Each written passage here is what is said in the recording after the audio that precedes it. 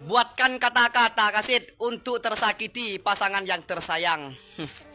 Apa artinya perjuangan dan apa artinya takut kehilangan jika perjuanganku disalahartikan?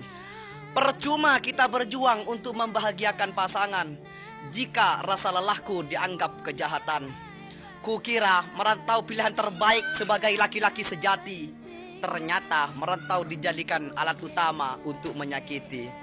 Andai saja kamu tahu dan kamu bisa membaca pikiranku, mungkin kamu akan menangis sebelum kamu menilai dengan pendapatmu.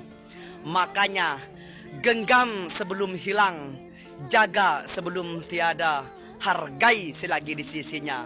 Karena sesuatu yang tidak dihargai pasti dirindui setelah ia pergi. Sampai sini paham, Nona?